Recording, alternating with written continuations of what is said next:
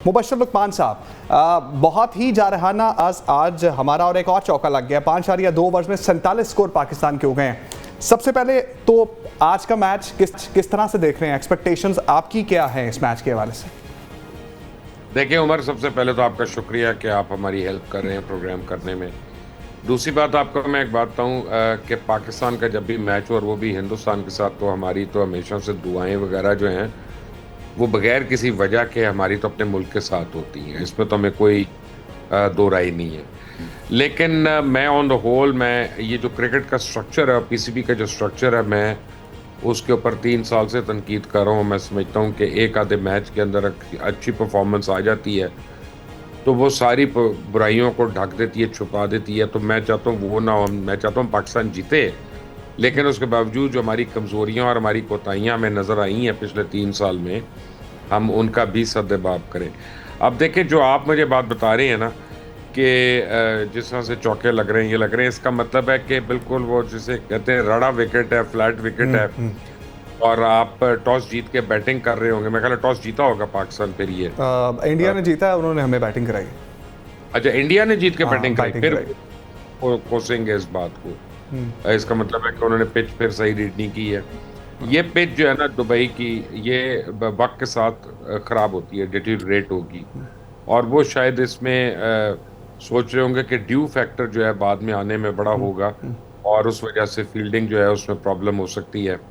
लेकिन उनको नहीं पता कि हम पाकिस्तानी, हम वैसी फील्डिंग में प्रॉब्लम कर लेते हैं, अच्छी खासी फील्डिंग को हम प्रॉब्लमेटिक बना लेते हैं, कोई ऐसी बात नहीं है। अच्छा मुबशर साहब, तो जिस तरह से आपने विकेट के बारे में बात की, मतलब ये एक हम एक नाजरीन हैं, हम टीवी पे बैठ के मैच देख रहे हैं, हमें नज़र आ रहा है बिल्कुल फ्लैट विकेट है और बैट्समैन को ज़्यादा सपोर्ट करेगी। फास्ट बॉलर्स के लिए ज़्यादा कुछ है नहीं। टीम कॉम्बिनेशन की अगर हम बात करें तो आज हमारी टीम के अंदर जो है वो 3 फास्ट बॉलर हैं। हमने स्पिनर को आउट करके फास्ट बॉलर खिलाया। ना सिर्फ ये, खुशदिल शाह पिछले मैच में खेल रहे थे जो कि स्पिन बॉल ऑलराउंडर है, और उसके बदले आज हमने हुसैन तलत को खिला लिया जो कि फास्ट बॉलिंग ऑलराउंडर है। तो फास्ट बॉलिंग पे आज हमने जो है एम्फसाइज किया है। जब बुमराह को एक ओवर में 2-3 चौके पड़े हैं और अभी तक फास्ट बॉलर्स ने ओवर किए हैं और उनको 5 ओवर में 48 रन पड़ गए हैं, वहाँ हम मिसरीड तो नहीं कर गए विकेट को? नहीं, मेरा नहीं ख्याल, क्योंकि कई दफ़ा ऐसा होता है कि विकेट अगर फ्लैट हो ना बिल्कुल, तो फास्ट बॉलर को उससे मार पड़ती है क्योंकि उसको बाउंस वगैरह नहीं मिल रही होती। लेकिन जो ज़रा मीडियम पेसर्स होते हैं या मीडियम फास्ट होते हैं, वो उसी विकेट पे they can do well, they do better at times, because ball रुक के आती है। फिर वो एकदम से आती नहीं है वहां पे। अगर विकेट स्लो डाउन कर रही होगी तो जो मीडियम पेसर है आपका, वो कई बारी वहां पे ज्यादा बेहतर भी परफॉर्म कर लेगा। पाकिस्तान ने ये सोचा होगा, मैं सोच की बात कर रहा हूँ, मुझे पता नहीं है। इंडिया को क्लास स्पिनर्स खेलने की आदत है, तो वो शायद उनको बड़े आराम से खेल लेंगे। लेकिन अगर हम ऐसे बॉलर्स रखते हैं जिनकी बॉल विकेट से रुक के आएगी ऊपर और बल्ले पे पूरी नहीं आएगी, तो वहां पे हमें शायद ज्यादा चांस मिले। देखिए, आप जब भी टीम कॉम्बिनेशन करते हैं ना उमर, तो एक फैक्टर होता है उसमें सिर्फ, वो होता है उम्मीद का, होप का। आप उम्मीद करते हैं कि यार ये जो आप कॉम्बिनेशन खेल रहे हैं ये चल जाएगा। बट पाकिस्तान हमेशा या उम्मीदों पे रहता है या दुआओं पे रहता है। पाकिस्तान को चाहिए कि अपनी स्किल सेट के ऊपर भी कोशिश कर ले और वो भी करना शुरू कर दे। लेकिन अब आपने मुझे कहा कि फखर का गलत आउट दिया, जी, वो क्या हुआ बताएं जरा नाजरीन को, और मुझे दोनों बताएं। वो ऐसा है कि हम पिछले काफ़ी दिनों से देख रहे हैं, जब से एशिया कप चल रहा है, कि जो भी अपील होती है, हमारे खिलाफ जो भी अपील है, अंपायर का वतीरा बन गया है कि उसने हाथ खड़ा करना है आउट के लिए। और हम भी पीछे यही बात कर रहे थे कि मैं बाकायदा तौर पर लग रहा है कि संजू सैमसन ने जब कैच पकड़ा है तो पहले बॉल हिट कर रही थी। अभी मैं सुन के आया हूँ कि वकार यूनस भी बार बार कमेंट्री बॉक्स में यही बात कर रहे थे कि जब बॉल कैरी नहीं हुआ ना उनके ग्लव्स के अंदर, और पहले जो है वो ग्राउंड को हिट किया, बाद में उन्होंने कैच पकड़ा। सब ये बात कर रहे हैं, और अंपायर के पास, जिसके पास तकरीबन को 27-28 कैमरास होते हैं, वो 4 एंगल से देख रहा था, उसको नजर नहीं आ रहा। इसके पीछे क्या मंतक नजर आती है? क्या अंपायरिंग का लेवल तो वैसे ही बहुत नीचे गया हुआ है, क्या यहां पर भी बीसीसीआई इन्फ्लुएंस कर रहा है? बीसीसीआई का इन्फ्लुएंस तो बहुत ज्यादा है, लेकिन एशियन क्रिकेट के जो टाइगर हैं, जो प्रेसिडेंट हैं, वो तो मोहसिन नकवी हैं। तो हमें किसी और से कॉन्स्पिरेसी थ्योरी पे जाना नहीं चाहिए। But fact of the matter is के अम, हो सकता है वो जायज आउट हो सकता है वो आउट सही ना हो। लेकिन ये एक्सपेक्ट करना कि इंडियन विकेट कीपर स्पोर्ट्समैनशिप का मुजाहरा करेगा, वो ज्यादती की बात है। इंडियंस जो हैं वो तो ऑन द होल उन्होंने टूर्नामेंट में दिखाया कि दे आर टेरेबल स्पोर्ट्समैन। अब तो हर्षा भोगले भी कहना शुरू हो गया अब कि जो इंडियन टीम ने किया हाथ ना मिलाकर वो बहुत घटिया हरकत की थी। And you know he is proud of it. Ricky Ponting ने सबसे पहले इसको पॉइंट आउट किया था। लेकिन अब आपको बताऊं कि अब आपने जो मुझे बताया से लग रहा है कि फखर ओपन करने आए हैं। जी, फखर ओपन अगर कर रहे ऐसा है तो देखिए ये पहले दिन से हम लोग बात करते होते थे कि फखर को आप टू डाउन क्यों लेके आ रहे हैं। आप एक ओपनर का बेड़ा कर रहे हैं और टू डाउन के ऊपर प्रेशर कर रहे हैं और उसके पास पावर प्ले रह नहीं गया खेलने के लिए, तो वो क्या खेले।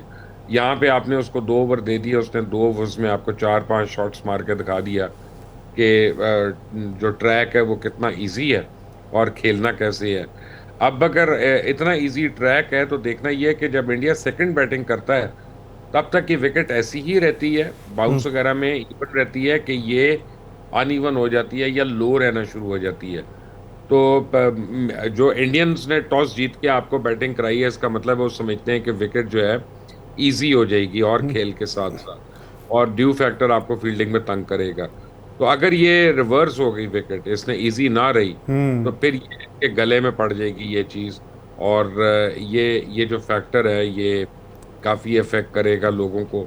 बट ऑन द होल देखें, पाकिस्तान में हमें 2 प्रॉब्लम्स हमेशा रही हैं। ये मैंने देखी थी जब हमने अपने बड़ों के साथ क्रिकेट खेली थी, तो उन्होंने 2-3 बातें हमें बताई थी कि आपकी जब टीम कमजोर होती है, दूसरों की टीम स्ट्रांग होती है ना, तो उनको कंटेन करने की कोशिश मत करें, आउट करने की कोशिश करें, अटैकिंग रखें अपने आप को।